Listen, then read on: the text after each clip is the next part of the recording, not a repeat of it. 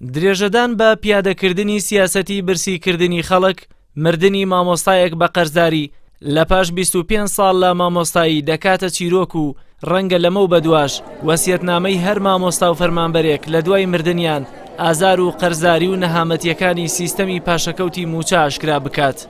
بڵاوبوونەوەی ئەم نووسینە لە تۆڕی کۆمەڵایەتی فەیسبووک لەلایەن محەممەد عەزیز گیان لە دەستدانی مامۆستا سەرکەوت یونس و سێ منداڵ و هاوسەرەکەی لە چوارەم ڕۆژی جەژن و لە ڕووداوێکی ئاتوچۆدا کردە چیرۆکێکی دڵهەژێن. سەرکەوت یونس بۆهۆی کڕینی کەلوپەل و پێداویستەکانی ماڵەوە قەرزداری محەممەد عەزیزی دوکاندار دەبێت لە بازاڕی شارەزور کە لە ڕابردووشدا محەممەد عەزیز خوێندکاری سەرکەوت یونس دەبێت. چەند ڕۆژێک پێش ئێستا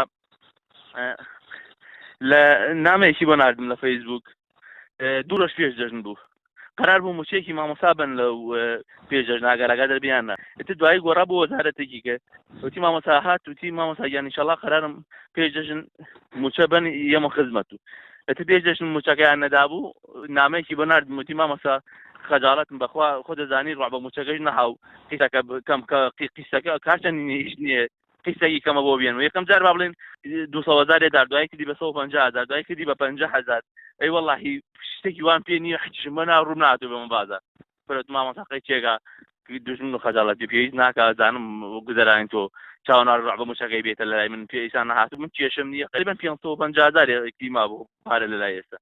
سەرکەوت یونس یەکێک لە منداڵەکانی نەخۆشی درێژخایینی هەبووە و لە توانایدا نەبووە بە ڕوبع موچەیەک کە 3 مانگ جارێک دەدرێت قەرزەکانی پێ بداتەوە و چارەسەری منداڵەکەشی بکات و ژیانیشی پێبەڕێ بکات.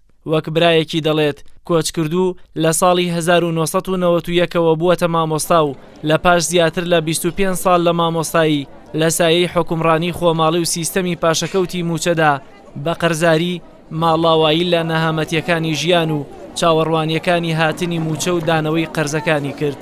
زۆر خراپیە بوو. مامۆستا هەمەوە محەممەد عەزیز مامۆستای کوردیە، هەم ڕەفیقێتی هەم دوکاندارێکی بەناوبانگە لەم شارەیە.